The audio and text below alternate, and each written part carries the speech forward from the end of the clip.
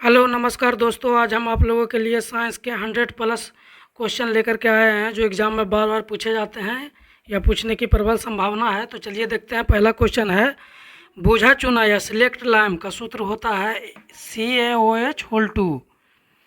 अनबूझा चूना quick lime का सूत्र होता है CaO। जिप्सम का रासायनिक सूत्र होता है CaSO4 प्लास्टर ऑफ पेरिस का सूत्र होता है CaSO4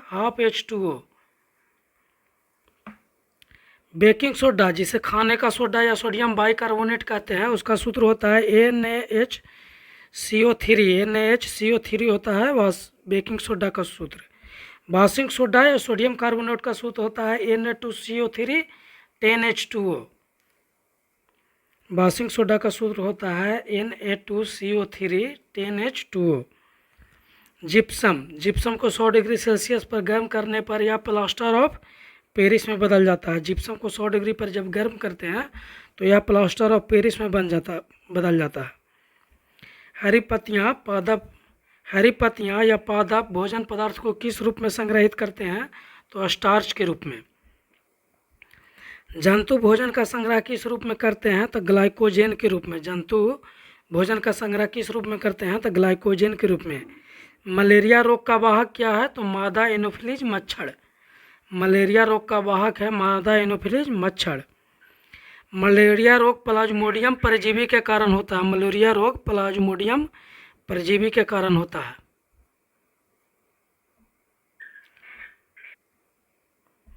प्लाज्मोडियम में किस प्रकार का जनन होता है? तो बहुविभाजन होता है। प्लाज्मोडियम में किस प्रकार का जनन होता है?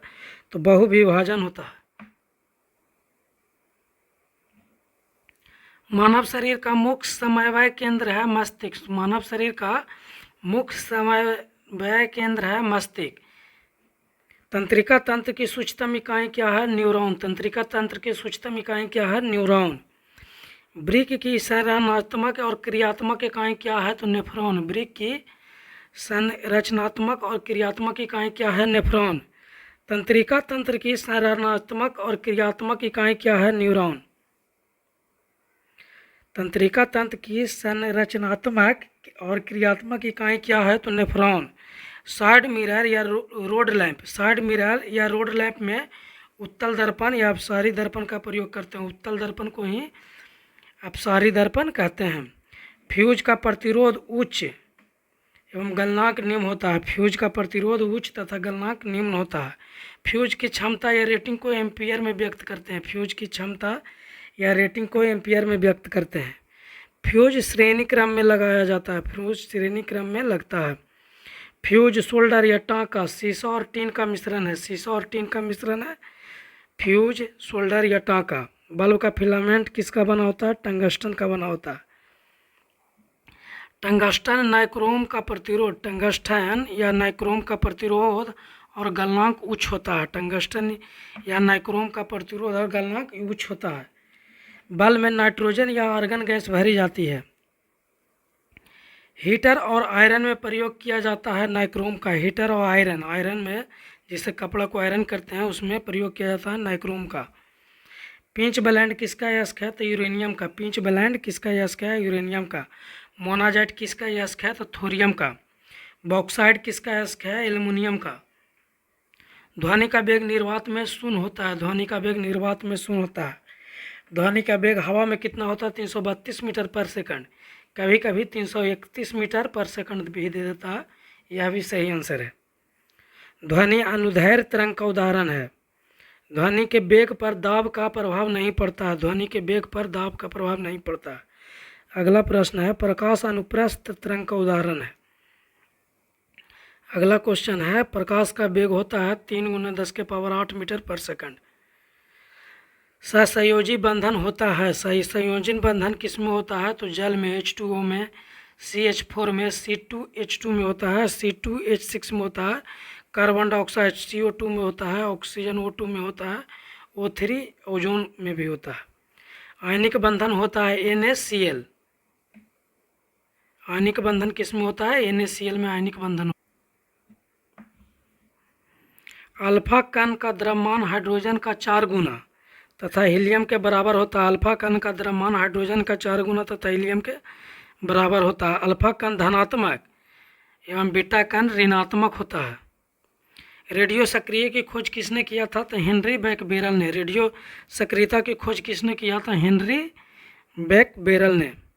रेडियम और पोलिनियम की खोज किसने किया था? तो मैडम क्यूरी ने। रेडियम और पोलिनियम की खोज किसने किया? तो मैडम क्यूरी ने। इसमें बहुत लोगों का कन्फ्यूजन होता है। रेडियो सक्रियता तो हेनरी बैकबेरल, इसको ध्यान से देखिएगा। रेडियो सक्रियता की खोज हेनरी बैकबेरल और रेडियम की खोज मैडम क्यूरी। रेडियो सक्रिय पदार्थ अंतिम रूप से किस में बदल जाता है? तो सीसा में बदल जाता है। वर्ग 16 के तत्वों को क्या कहा जाता है? तो चालकोजन कहा जाता है। वर्ग 16 के तत्वों को क्या कहा जाता है? तो चालकोजन कहा जाता है। वर्ग 17 के तत्वों को क्या कहा जाता है? तो हाइलोजन कहा जाता है। वर्ग 18 के तत्वों को अक्रिय गैस कहा जाता है। अक्रिय गैस या निष्क्रिय गैस या नोबल गैस वर्ग 18 के तत्वों को कहा जाता है। तारा का टिमटिमाना वायुमंडलीय अपवर्तन के कारण होता है। तारा का टिमटिमाना वायुमंडलीय अपवर्तन के कारण होता है। सूर्य का लाल दिखाई देना, सूर्य का लाल दिखाई देना परिकिरणन के कारण, और सूर्य बड़ा दिखाई देना उदाहरण है अपवर्तन के उदाहरण है। सूर्य बड़ा दिखाई देता है या देना उदाहरण है अपवर्तन का। पानी में सिक्का ऊपर उठा प्रतीत होता है अपवर्तन के कारण। पानी में सिक्का ऊपर उठा हुआ प्रतीत होता है अपवर्तन के कारण। यह क्वेश्चन पूछेगा पानी में लकड़ी टेढ़ा प्रतीत होता है, लकड़ी टेढ़ा प्रतीत होता है तो वो भी होता है अपवर्तन के कारण। प्रकाशीय तनु ऑप्टिकल फाइबर प्रकाशीय तनु के सिद्धांत पर कार्य करता है, पूर्ण आंतरिक परिवर्तन के सिद्धांत पर। बैरन सक्रिय और नारकोंडम सुषुप्त ज्वालामुखी भारत में है। बैरन सक्रिय ज्वालामुखी भारत में है, नारकोंडम सुषुप्त ज्वालामुखी भी भारत में है। शैवाल और कवक किस वर्ग में आते हैं? तो थैलोफाइटा वर्ग में। शैवाल और कवक किस वर्ग में आते हैं? तो थैलोफाइटा वर्ग में।